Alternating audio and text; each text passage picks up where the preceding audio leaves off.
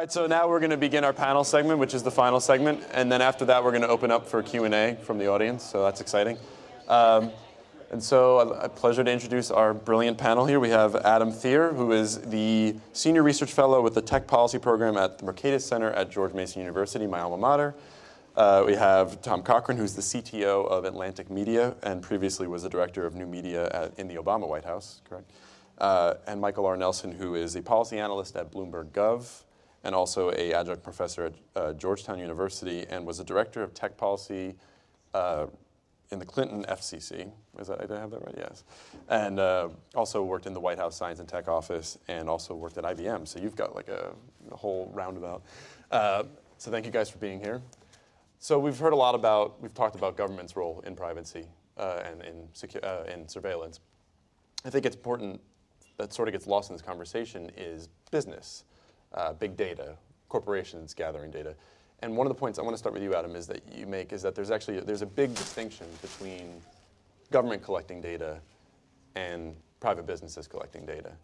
Can you talk a little bit about that? Sure. Well, it's fairly obvious, I think. When the government seeks to collect data for surveillance purposes or whatever else, it's usually with the purpose of potentially knowing more about us, potentially to surveil us, to tax us more, to take our property, to put us in jail, take our liberties, whatever else. When a private corporation collects data, it's usually with the purpose of selling you a better gizmo, gadget, or service. And there's a huge distinction between these two things.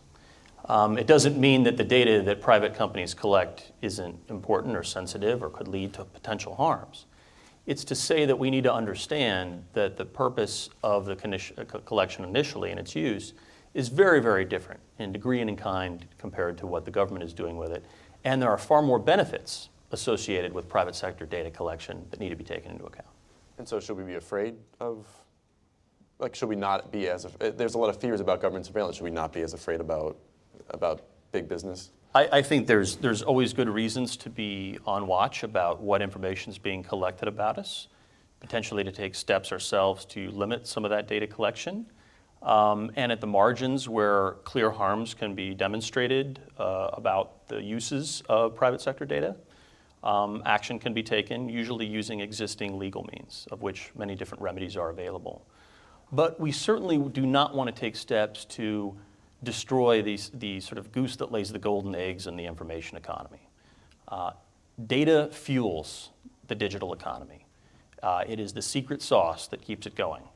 And we would be wise to be careful about going down the road that other countries have gone down in limiting private sector data collection, or else we'll end up more like Europe, where every household name is an American company and not a European one.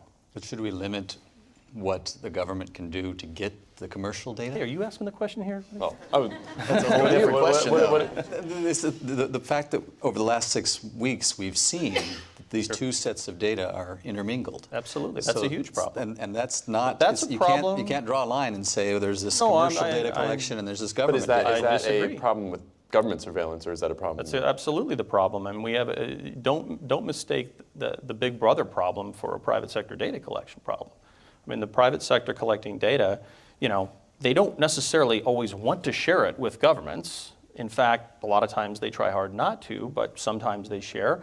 But oftentimes it's under duress or under threat. And in conditions where they can't even reveal what data they've shared. That's right. And so we need to have high and tight firewalls between state and industry when it comes to data collection and use. Tom, you want to get on this? I absolutely agree. I don't think we should absolutely be concerned about the surveillance, but as a result of being concerned about the surveillance, we shouldn't limit the amount of data that's collected by the Facebooks, the Googles of the world, because the more data that they have, as potentially disconcerting as it may be, the better that service is. And frankly, the only reason a Facebook is free or a Gmail is free is because you're permitting them to collect that data on you and serve you ads. And frankly, it's also a better experience in my mind. Facebook is one of those utilities that's better with more people and more data. I don't think we should get into the world of limiting the amount of data that they collect. And Michael, you sounded skeptical about what Adam was saying. I mean, in particular was... Well, I'm skeptical about the idea that we can somehow have two realms, and so we can treat the commercial sector differently than the government. We have to have sort of consistent approach, and I would argue that the consistent approach is much more transparency in the whole operation. So Google and Amazon and everyone else tells me what they're doing with my data. They give me access to my data. And likewise, the government does a much better job of explaining when it's getting data, how it's using it. I just think we've got a very shallow, one-dimensional debate because it's all about security versus privacy, and that, as if that's the only thing that matters. We have to add a second dimension to this debate. We have to talk about the transparency in the process.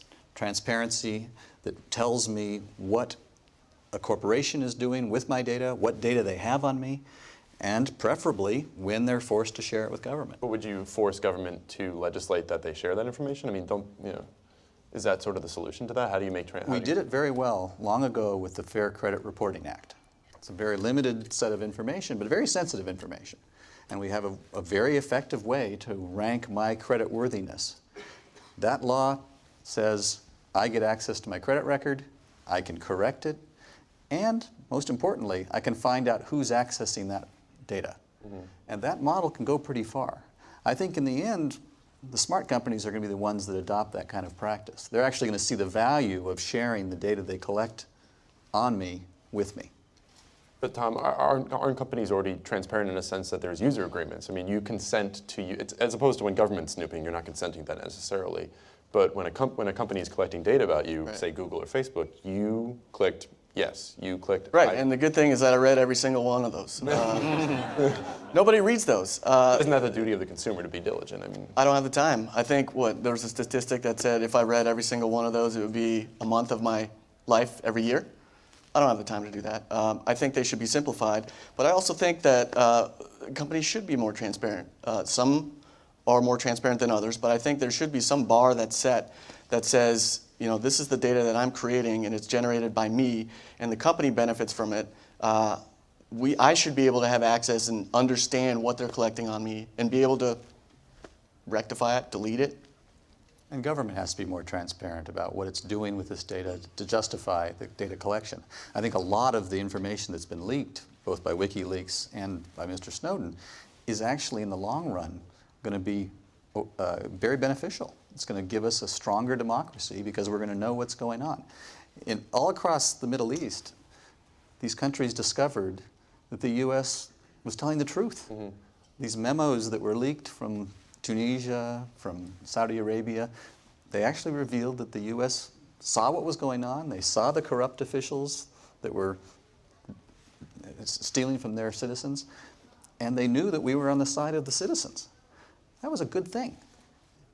And so what roles then, you worked at IBM, what roles do companies have in sort of resisting government efforts to get a hand in their data? Well, a lot of them are lobbying right now, Yahoo in particular, to say, we want to be able to reveal the arguments that were made against the sharing of information that they were forced to do.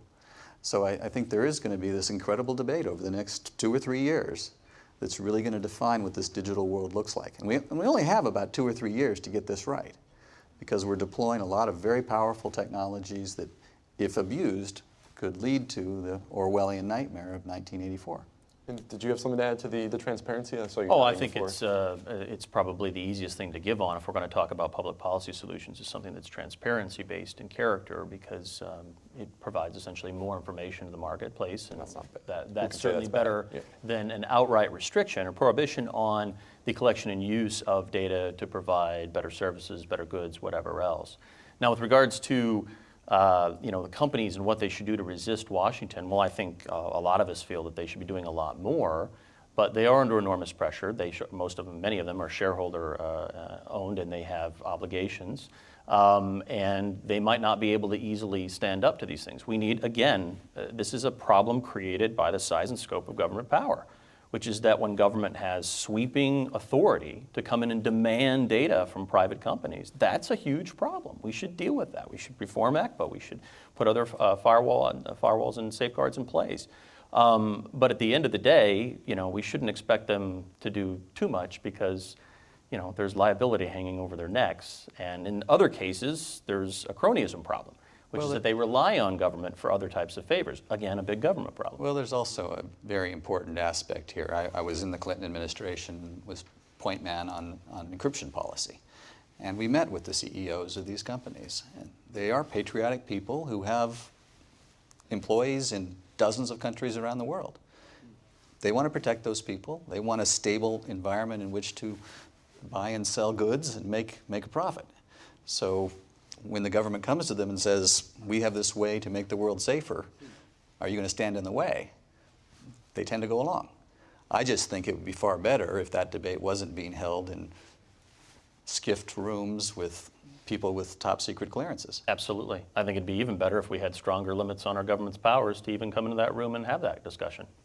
And Tom, you're the CTO of a major digital media company. Mm-hmm. Do you feel the pressure, as he seems to allude to, there's this sort of downward pressure from government?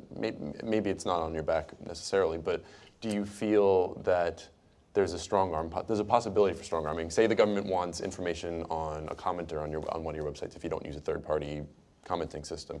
I mean, do you feel like you would be able to put up a fight, or?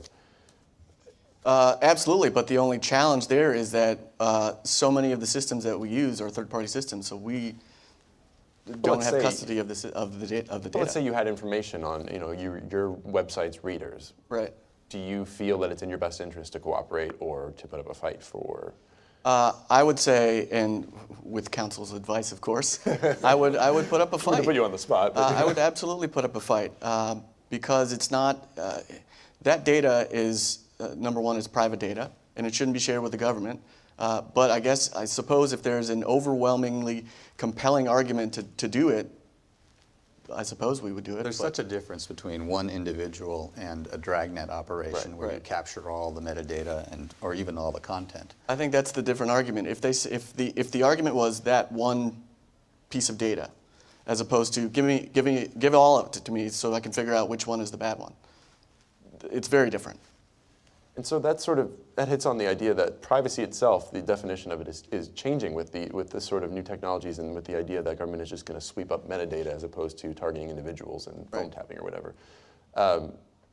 So you say that we are sort of going to have to we're going to sort of have to handle this idea that privacy is not what it means, what it used to mean 5 years ago. Absolutely. For better or worse, and a lot of people don't like the saying, but privacy, as we knew it, is dead because of the internet. Your personal information, your personal data is the currency that you use to play in the digital economy. And even though you don't read these terms of service, that's basically what it says. The data that you're putting in is why all those systems are free. That's why Facebook's free, that's why Gmail is free. I think the former founders of Twitter suggested that Facebook do a pay version, which says you can pay for Facebook, but then we'll take away all the ads if you pay. I think that would be a fine option. And 1% of the population. But nobody would do that, right? Yeah, there's actually been some surveys on that. My next law review article is on benefit cost analysis and privacy debates, and I go through some of this literature, and it's amazing how little people will pay to protect their privacy. One notable study by one of the leading scholars in the field, Alessandro Acquisti, has a title on it of "Not for even 25 cents," and you can figure out the rest from there. You can't get people to pay a quarter to do more to protect their privacy. It does signal that maybe times have changed a little bit, but it's because they're getting something in return. And so in one sense, people go around talking about a privacy paradox, today, saying, well, people are giving away all this information. But the reality is it's no more privacy paradox than there's a milk paradox. I mean, if you gave away milk cheap or free in exchange for something, you'd probably make that deal. Same for almost any product. It is interesting, however, I remain a bit perplexed why there aren't more specialized privacy offerings by some of these companies. There are offerings or upsells based on security, based on storage, based on a variety of other factors, but very rarely is it based on privacy. It could be that they have too good of a thing going with collecting the data. It could be that there's just not enough demand for it. But I think we could all agree it would be nice to see more of those types of offerings. Sometimes at the margin they succeed. DuckDuckGo was a private. Yeah, so this part of the problem is they might not believe, that the consumer might not believe that the privacy option really is private. One of the reasons we haven't seen widespread encryption, which I'd assumed 15 years ago, I'd assumed that encryption would just be everywhere. But we haven't seen it, partly because encryption's a bit like antibiotics. You don't know if it works. But it's also But you a do know hassle. when it There's doesn't also a work. hassle factor, right? That's true. I mean, there is an inconvenience associated with encrypting everything, although I certainly would advocate it be more widely used. The reality is there is a trade-off there, at least a cognitive one, about the sort of mental calculus you have to go through to set it up. Is it work? But it's also the fact that if you have things encrypted, it's much harder to do the search. It's much harder to do the tailored ads. Right. There's a lot of reasons why it gets in the way of the current business models. But on that sort of the things consumers can do to protect themselves, I mean, if we really, as you say, if consumers were really as concerned, how come we don't see people leaving Facebook in droves? It seems like there's this contradiction where people are afraid a little bit of businesses picking up their data, but we don't see this mass exodus. I think it's because it's a barter economy, and they're in a barter economy. When you trade goods of perceived equal value, you're getting the service. You're getting Facebook, and Facebook is a digital social community, and people value that, and they're willing to part with their data to partake. It's in also that. going back to this trade-off between privacy and transparency. I give up a lot of information on Facebook, and the transparency that I give to the hundreds of people who are my friends on Facebook gives me a feeling of being part of a community. I get all sorts of free advice from them when I post things. I mean, there's lots of Unsolicited. Well, a lot of it's very useful, right? And David Brin has written this amazing book called The Transparent Society. It's 15 years old. Back then, he's a science fiction writer, so he thinks of the future a lot. But in 1998, he forecast a world that looks just like today, where we have cell phones everywhere, we spend half our life online. And his argument was that we have a choice. We either end up where the government knows everything about us and the corporations know everything about us, but we don't know what they know. And that's the 1984 scenario. Or we have a transparent society where we share and everyone shares. And that was a really radical idea. It was the most outrageous article in Wired magazine up to the point when he wrote a synopsis in Wired. And it's exactly what we're starting to see. People are sharing a great deal. They're putting cameras around their house 24 hours a day. Yeah. And you're getting greater security, greater community. People are actually working together. David's other point was, if we keep relying on what he calls the protector class, the 1 or 2% who are in the security business to protect us, we're not going to really be secure. In 9/11, the only successful counterattack was by a bunch of passengers on an airplane over Pennsylvania, armed with cell phones, and enough transparency to know what was going on. All of our fighter jets, all of the radar systems did not work as well as those very courageous people who brought the plane down. It's important to realize that to some extent you kind of have to make your own privacy on the web, because the web's not an inherently private platform. It has some really serious, You can't have the most open, interconnected, global platform the world has ever known and not expect it to have some issues with privacy, security, and safety. It's just the way it is. That's the trade-off, an inherent trade-off. Maybe if we lived in a world of splinter nets where we all had different internets and we interconnected them more selectively, we could have these different things. But we have a unified internet where these problems are pervasive. But you have to go out and find little pockets. For me, I'm not a Facebook guy. When you go to Facebook, it is anti-privacy. It is a digital nudist colony. You're expected to sort of bare your soul there, right? I think so you opt out. I'm out. I'm gone. I've been gone for over a year. I find other places where I feel more comfortable sharing my data or sharing information about myself. I look at the internet as the manifestation of what Robert Nozick called a utopia of utopias. There are many different sort of little worlds out there. You can find what's right for you. So I don't mind what Facebook does. I'm astonished some people share as much as they do. And I'm terrified that my kids, as they start to get on it, are going to share too much.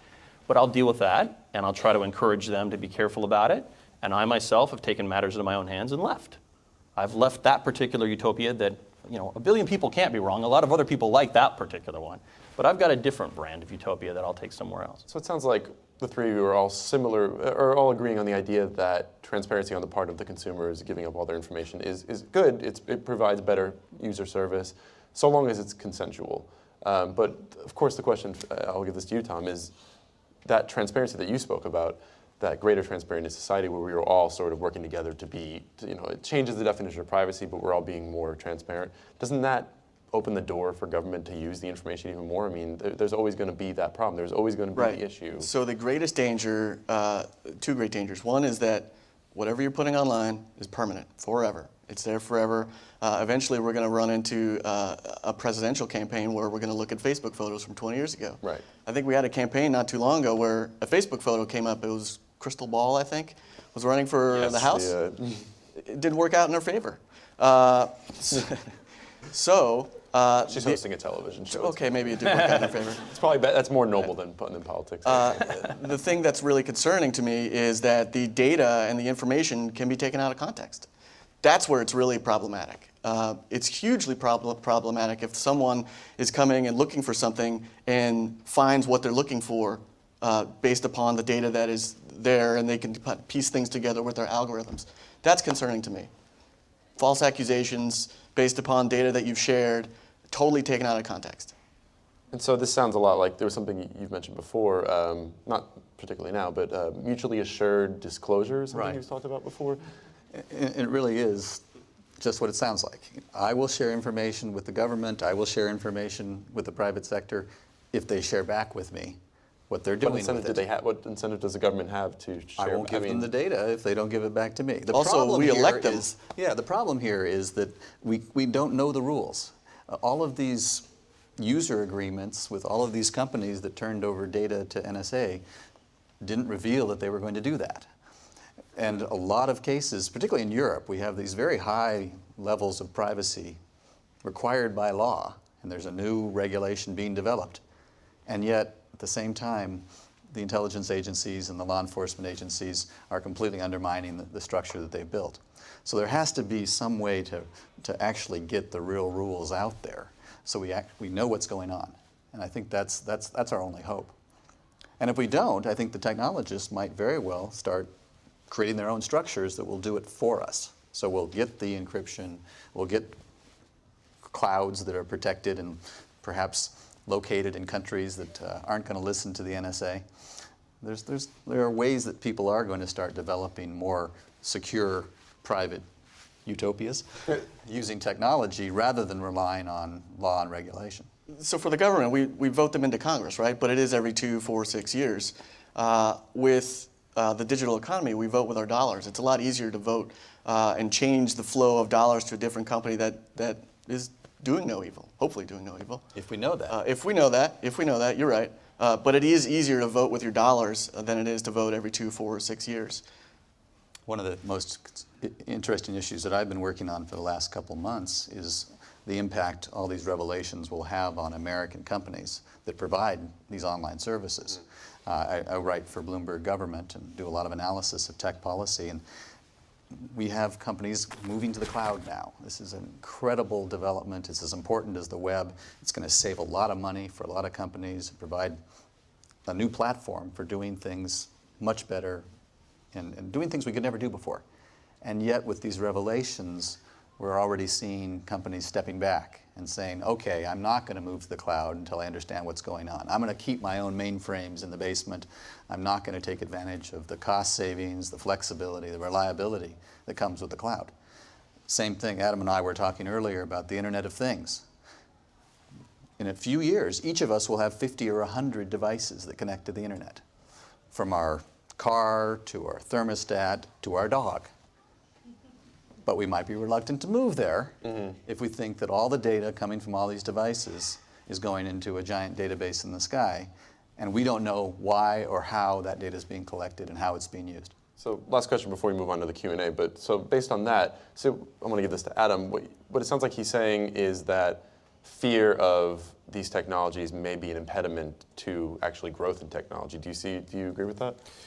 Well, not a lot so far. I mean, if you look at the numbers, I mean, people are still getting online quite aggressively and utilizing these sites and services, even though, something like Facebook is a sort of privacy pariah, and yet it does have over 1 billion people utilizing it. And, so the argument based on trust that Mike's developing, I get as far as it goes, but I don't think the data necessarily supports so far that it's much of an impediment to people getting online or utilizing a lot of these services. Now, maybe it does in the future. Well, for corporations, I think it's more of an issue. And we have European cloud service providers who are advertising, by our service, NSA isn't inside. Right. And they're making it very explicit. They're saying that... I get it. But the inverse of that should mean that right now we're seeing a massive uptick in the use of privacy-enhancing technologies or sites and services. And I think we're seeing a slight uptick, But I don't think. Well, I think the I hope I'm story is wrong. different with the individual who may not understand the opportunities and the options. The corporations are the ones who are moving more slowly to the cloud, And look, I don't want. and this is a great excuse, not to move to the cloud. And let me be clear. I'm not arguing. I mean, these companies should be more transparent. They should have more privacy protections. They should be clear about their terms of service. They should be better about data security, which is a far bigger concern than a lot of these privacy issues. Identity theft's been the #1 complaint at the FTC for 13 years running now. And data breaches are a very serious problem.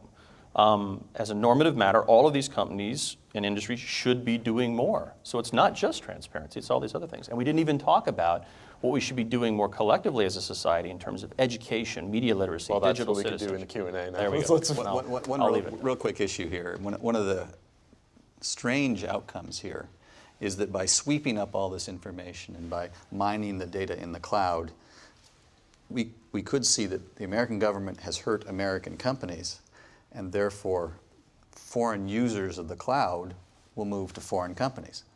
And no longer will the U.S. government be able to go after individuals that they're interested in. This is a real serious concern. 20 years ago, during the first Persian Gulf War,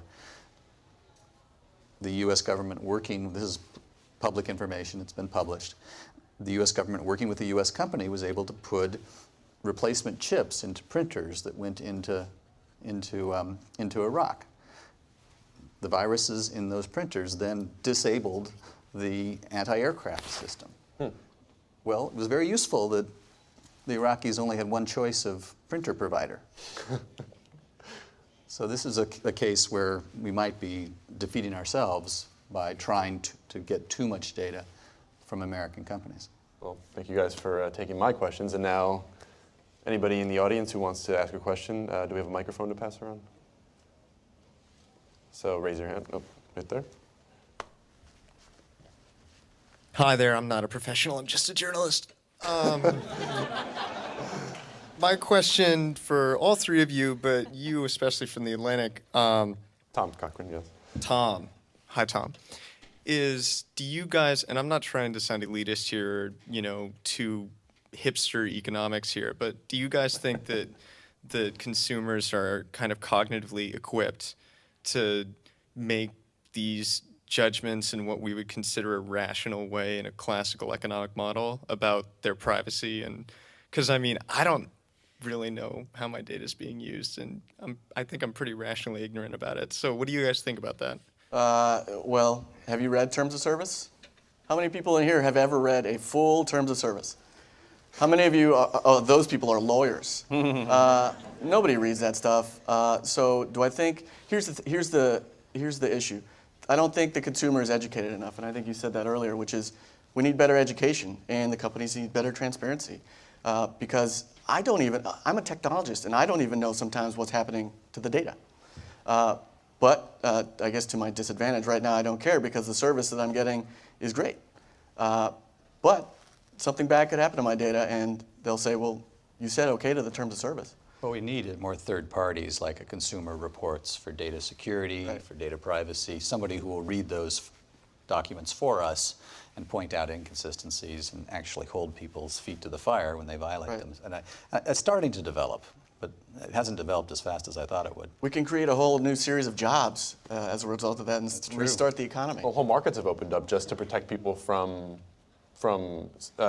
data collection in general. There's Tor and Right. Bitcoin, although that's more focused on protecting Right. themselves from the government. But there are ways there's a whole market for that too. Yeah, there's a healthy market for privacy-enhancing technologies. There's also a healthy market for sort of privacy rabble-rousers. I know my friend of me, Chris Segoyan, is here somewhere in the room of ACLU, and there's nobody who raises more rabble than Chris, and that's the kind of thing that we need more of. It's good that there are people out there holding their company's feet to the fire, exposing problems that exist.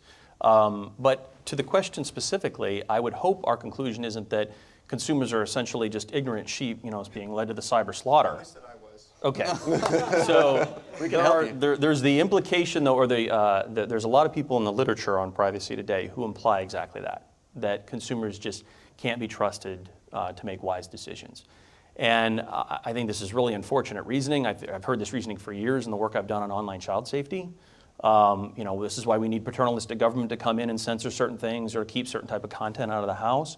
I would hope that we could take steps to better educate, empower consumers, and to encourage more self-regulation, evolution of norms, and targeted enforcement where necessary at the margins. But we can agree it's so much worse in Europe.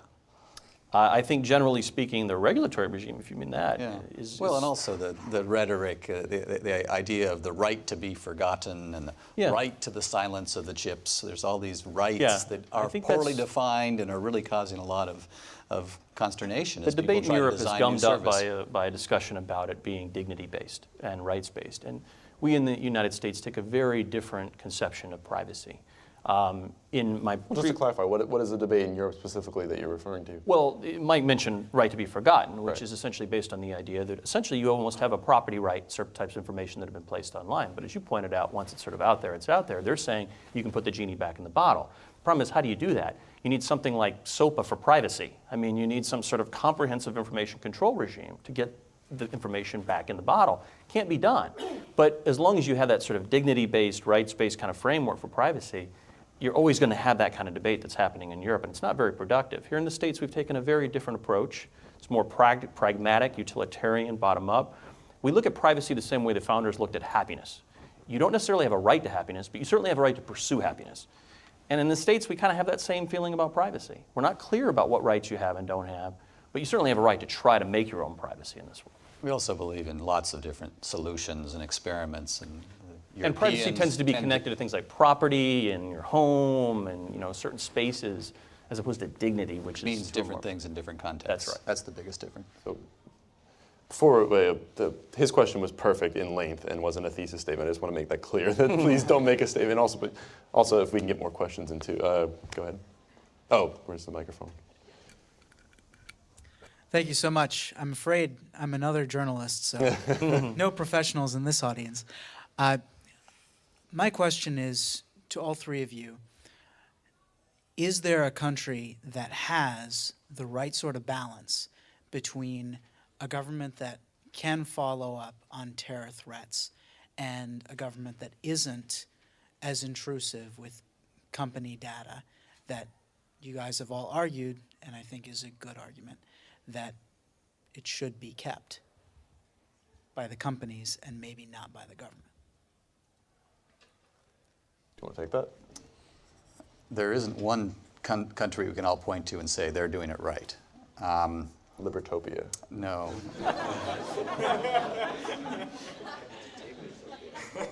Libertopia wouldn't have an NSA, probably. That's probably, yeah. One of the most interesting situations is Sweden, where they have a real faith in their government, and they willingly share a lot of information with the government. And the government is pretty open about what they're doing with that data. They had their own Snowden scandal about 5 years ago, and they had a debate like we're having now about the kind of data that will be collected and when it should be collected and how it will be used. And there's sort of a rough consensus in Sweden about how the system works. But there's also a much higher trust level. And I would argue that might be because there is this two-way transparency. People are trusting their government, and they're seeing the benefits of sharing more data. In Sweden, you can find out what your neighbor's tax return says. And you can find out housing values. I mean, they've gone far further than we have in revealing a lot of government information, a lot of personal government information. But again, there's a sense that the government's working right because people are watching. Recently, about 3 or 4 years ago, a Swedish minister was kicked out of office, felt she had to resign because her credit card purchasing history was made available because it was a government credit card. And on there were some personal items. It wasn't Marion Barry kind of things. This was a few $100s, but she felt she had to step down.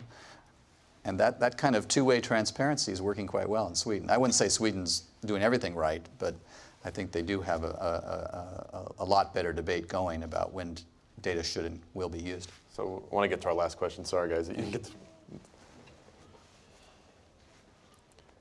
Thank you. I'm not a journalist, just a citizen. I'm also an attorney who occasionally reads terms of services just to see how one-sided they are, and they're always very one-sided. My question, a lot of the court cases and debates about government surveillance and access to data have brought the Fourth Amendment back into focus. And the court cases tend to turn on whether the citizen has a reasonable expectation of privacy. The problem with that standard is that the more pervasive the surveillance technology becomes, and in fact, the more transparent the government is about the use of the technology and the more widely publicized it becomes, the less reasonable your expectation of privacy is. So ultimately, the Fourth Amendment is continuously eroded as the technologies become more widespread. Don't we need a different standard so that the Fourth Amendment has some permanent effect against technologies that go too far? Tom, you want to? That is a good question. My greatest concern with the Fourth Amendment is that because privacy is evolving, the definition of privacy is evolving so rapidly, and not only that, the technologies, like you said, are evolving twice as fast as that. It scares me that we're trampling all over the Fourth Amendment, completely trampling over it. And I think the reason we're doing that is because nobody on the Hill or nobody in the White House wants to be the guy or woman elected into office and presiding over the next terrorist attack, right? So as a result, we're trampling all over all those liberties and what we've saved, or we've had maybe 15 or 20 deaths as a result of terrorist attacks, yet there's very little flexibility on the Second Amendment, which we have 30,000 deaths as a result of gun violence. So I don't know exactly where I'm going with this, but what I'm saying is I'm very concerned that we are trampling all over our constitutional right of the Fourth Amendment. I'll just briefly address it, Phil, to basically say that, again, I sound like a broken record, but I would advert it to say I understand the need to try to strengthen what we mean by a reasonable expectation of privacy, but we can't divorce that from discussion about the proper scope of government powers. I mean, you look at the erosion of that notion of privacy over the recent years relative to government, a reasonable expectation, it's almost directly linked to what's happened in the drug war. And so you have to have a discussion about, like, is it proper that our government can do all these crazy things to get at people for smoking a little doobage? You know, I think that's pretty insane. You know, and I think a lot of our militaristic exploits overseas, pretty crazy. You know, if we go to be the police cop for the whole globe, we're going to create problems for ourselves in terms of sort of the wide net we're going to cast of surveillance. So I understand the urge to sort of say, let's broaden the reasonable expectation of privacy. I say first, let's shrink the role of government. I think the media is actually helping, sorry journalists, the media pumps up the sort of scare tactics and says, you know, it sensationalizes it and says it's a very dangerous world out there and the government's doing what they can to protect you. And that may be why people are a little more forgiving and accepting of the trampling on the Fourth Amendment right. And also why they might say, I need my Second Amendment right because there are a lot of bad guys out there.